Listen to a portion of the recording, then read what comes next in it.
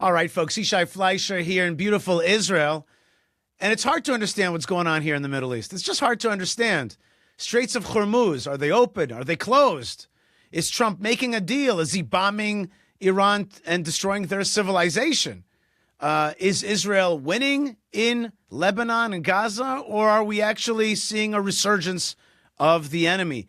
Not easy questions. One person who does understand these issues is Dr. Mordechai Kedar, who is in Paramus, New Jersey right now.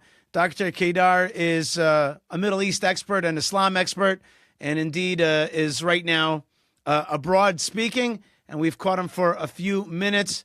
Dr. Kedar, what's the situation with Iran, with Trump, with Hezbollah? What's going on there? Well, what happens these days actually reminds me of something which Henry Kissinger once said, that for its enemies, the United States is dangerous. Yet, for its friends, it is much more dangerous. Henry Kissinger said this. What I mean that today there are some countries which are very, very worried about what is happening with Iran. And these countries are, first of all, Saudi Arabia, secondly, the United Arab Emirates, Bahrain, Oman, Israel is also. But these countries are very, very much afraid of the consequences of this agreement, which apparently is going to be signed electronically by the United States and Iran. Because this agreement actually does not bring the dismemberment of the nuclear program in Iran. Missiles will be developed. They don't see any restriction to Iran's expansion over the Middle East because they're going to get a big money. And not only this, there is some kind of recognition of the United States of America for the special status which Iran created for itself in the Hormuz Straits. Means instead of being international sea, which all the countries can sail with no restriction, now it will become domestic sea or a sea which belongs to Iran, and Iran will be able to get money or allow these countries or not allow other countries. And this is something which is totally against the international law, totally against the interests of all the countries which are on the Persian Gulf or Arabian Gulf. And this actually, this agreement actually reflects something which looks like an Iranian victory over America. Well, that is what it looks like, isn't it? That's exactly what it sounds like. And you have to explain to me the psychology here. Now, I'm hearing from people that one of the main things that Donald Trump is concerned about right now is the midterm elections. He wants to show to the country that you're walking in right now that everything's okay, everything's chilled out. Don't worry, there's not a big war because the war is not so popular. And that's, he's trying to buy time. But this is not the Trump that we understood who likes strong men. This is the art of the deal Trump, not the I'm a world leader and I'll bomb your civilization if you don't, stop making trouble. Like, how do you understand the psychology or the tactics here of this impending deal? I mean, this is what Trump would have called a bad deal if Obama would have made definitely. It, right? No doubt. The President Trump now is in a whole system of pressures from all kinds of directions. On one side, he wants to show as somebody who achieved a victory over Iran. On the other side, Iran refuses to give this victory, and no matter what the price which Iran pays. The mullahs brought about the destruction of their navy, their air force, much of their industry or petrochemical industry, let alone what happened to the nuclear program, which was hit, not destroyed, yet it got very severe hit, and their missile project as well, and they don't care, and they continue to target vessels in the seas to challenge the American power, although they are much weaker, although they are much less capable these days compared to what they were before the war. But since they don't care about anything, the only thing which they care is to stay in power, and they will stay in power because to stay in power they don't need Navy and they don't need Air Force, neither they need a nuclear program or missiles. In order to remain in power, all they need is Kalashnikov rifles in the streets to shoot at anyone whom they don't like. And they stayed in power. And they are, intact, united, consolidated, one word, one decision. They are not fighting each other. And this is an achievement for itself. And while the others are all kinds of ideas. America wants one thing. The Emirates want a different thing. Saudi Arabia pulls the wagon to another direction. Israel has its own agenda. And all those who are against Iran are not playing together like an orchestra. And this is what Iran today takes advantage of. And of course, the impatience of the West. Because in the West, we want everything now. Peace now, instant coffee, everything we want immediately. Those mullahs have all the time in the world. They waited for 14 centuries in order to get back to power after they were ousted by the Sunnis. So they will wait another year, 2 years. They will suffer, who cares? Anyway, they don't have to give any account to their people. They are dictators who never were elected really in real elections which can oust them. So they control the world through the Hormuz Straits. They control the prices of oil. They control everything. And they feel that they won the war because they can impose their terms on everybody else. And this is the situation today. Here in the West, we have all kinds of considerations. Oil prices, economy. And now I heard that Trump is afraid of a recession on the global arena because of the prices of oil. There are countries in Africa which cannot pay for oil. And this is something very dangerous. Means the whole world today is looking at the situation because every country in the world is affected in a way or another by this war. And President Trump thinks that he cannot win the war unless he comes to some kind of cannot end the war unless he comes to some agreement with the mullahs. So this is the situation today, and every country will have to make its own accounts, to make its own accounts about how this country continues from now on. Saudi Arabia will have to recalculate its route with Iran. Iran will now, after it was wounded in this war, will definitely take revenge from everyone who didn't side with Iran.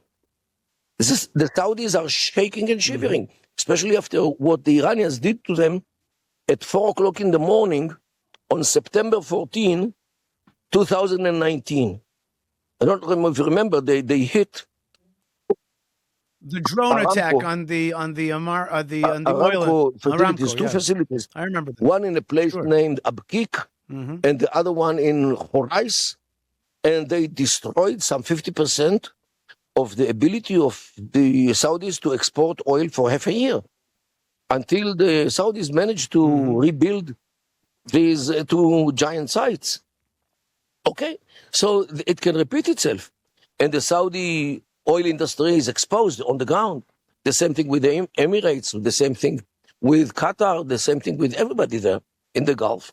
And the Iranians now are more than willing to hit anyone who will not stand with them in the future. So this is unfortunately the situation which is created in the Gulf. And now Israel has to recalculate its route vis-a-vis many issues, because don't forget that Iran can renew the power which Hezbollah had, Hamas, the Houthis, don't forget, are on the faucet of the Bab el-Mandeb Straits, which is Into the Red Sea. a compulsory passage between Europe and the East, if they want to go through the Mediterranean and the Suez Canal. So this is the situation today. And unfortunately, the United States of America decided that the situation is tolerable. Okay, but what about the psychology of people like President Donald Trump? He must know that this is leading to something that he wouldn't want for sure, which is that he seems like a joke, right? He seems like a joke in the region, right? It's like it's now been revealed that he's actually a weak leader vis-a-vis this thing. He made all these grandiose promises. Now he's going to make the bad deal himself. How is he going to stand this? How does he accept First of such all, a situation? if it is a joke, it is a bad joke. Bad joke. Secondly, I really don't understand what pushes the man to such an agreement, which actually is interpreted, at least by the Iranians, as a victory by Iranians. Of course, he can say whatever he wants on Truth Social, that he won the war and so forth. Yet the situation on the ground is definitely Iran today is holding the keys to world stability, especially when it comes to the prices of oil, and by the consent of America, by the consent of Trump. Look, I don't envy the man because he is living Right. in a whole system, a very complicated system of pressures. From the domestic arena towards the midterm elections, prices of oil all over the world. I believe that every minute he gets a phone call from somebody else in the world begging him or demanding to end this saga of this war in a way or another, because people have short patience. They don't have patience to wait until the Iranians will give up. And actually, everybody here is playing on time. The Iranians buy time. And, the biggest party which feels betrayed during December and January, they feel that the world in general and United States in particular betrayed them. Right. So, For sure, I understand that. Let me ask you about a separate but related topic. I saw that Saudi Arabia has made a deal for a giant railway, a Middle East railway, a rebirth of the Hejaz Railway with Turkey, or maybe it's Turkey made the deal with Saudi Arabia. Maybe that's the righter way to say it. But they all touted that this is a bypassing of Israel. Israel is sidelined in this new venture that unites the Middle East. This is not Abraham Accords. No, This is Israel's it out. is something which reflects the Turkish desire to renew the Ottoman Empire, no less. And we have to be very wary about this. And, their aspirations include not only Saudi Arabia, it's also the land of Israel. So we have to be very wary about this and to do whatever we can in order to change this development.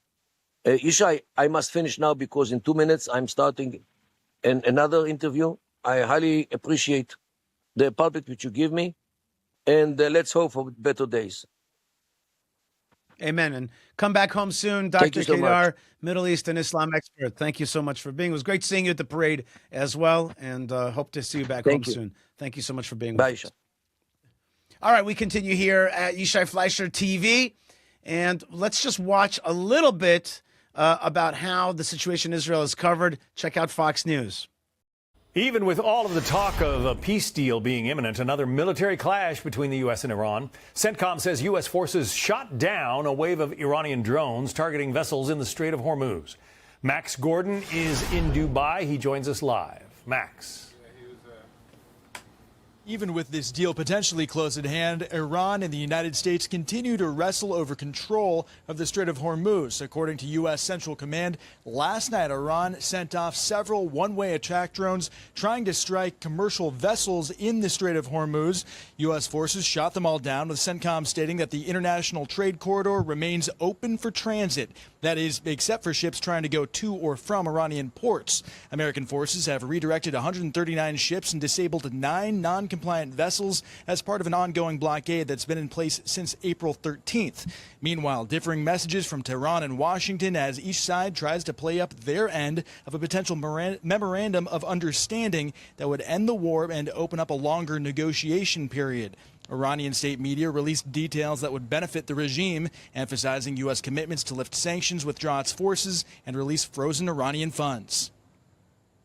These negotiations, which will lead to the end of the war, proceed in 2 stages. The first stage is a memorandum of understanding, to be signed between Iran and the United States. After that, negotiations for the second stage begin, and in that second stage, we will have a final agreement. Okay, you see how confident the Iranian leadership is there. They are just getting what they want and ready to declare victory. Potentially the trickiest part of the negotiations would be saved for the second stage, which is where the U.S. and Iran would negotiate the issue of nuclear materials. President Trump saying, quote, "At the appropriate time, when all is calm, we will go in and get the nuclear dust." Also a likely sticking point in future negotiations, conflict in southern Lebanon. Israel continues to operate in southern Lebanon, striking Hezbollah positions as the Iranian-backed group continues to fire rockets into northern Israel. Iran has tied the fighting in southern Lebanon to a peace deal, but Israeli Prime Minister Benjamin Netanyahu has rejected the idea of pulling out, saying Iran is using Hezbollah to strike Israel. Meanwhile, Iranian... Not only that, Iran has made this absurd claim that somehow South Lebanon is in their purview, as though it's like their country. And that linkage is absolutely unacceptable. Lebanon is Lebanon. We're dealing with Hezbollah. It's attacking us. And America's fighting with Iran and wants to make a separate peace with Iran. That's one thing. But it cannot link the problems that Israel has with a shooting and preparing to shoot neighbor in South Lebanon and link that up with Iran. That's absolutely unacceptable. Meanwhile, Iranian state media saying just in the last couple of minutes that even though President Trump says a deal is likely to be signed tomorrow, Iranian negotiators have not agreed to that. Back to you. All right, Max Gordon. Okay, of course they love to play that. They love to, they love to make everybody squirm, and they slow things down. They're playing the Iranian game. You don't negotiate with the Iranians. You never win. You continue to fight. And Israel, we cannot outsource our defense to anybody else. We have to be sovereign. Sovereign means we take care of what we need to take care of to defend our peoplehood. If President Trump wants to make a deal with Iran, that's his business. But we need to make sure that our citizenry is safe and make sure that it's safe for generations. And that's why we got to get rid of these guys. We got to get rid of them. Hezbollah, Hamas, the Mullah regime, and the world will thank you. Don't get rid of them. Everybody's afraid, and the evil people proclaim victory. That can't happen. All right, folks, you're watching Yishai Fleischer TV. Thanks so much for being with us. Don't forget to join me at buildisrael.com, where we build Israel together, where we sponsor redemption, right? And here in the land of Israel, because we're building it, we're ingathering it, we're beautifying it, we're reinstating it, making it happen with your help. Of course, you're also making our show possible and support our team. You can do that also through buymeacoffee.com/Yishai. God bless you folks wherever you are, and may God bless Israel for strength, and through strength, peace. Shalom.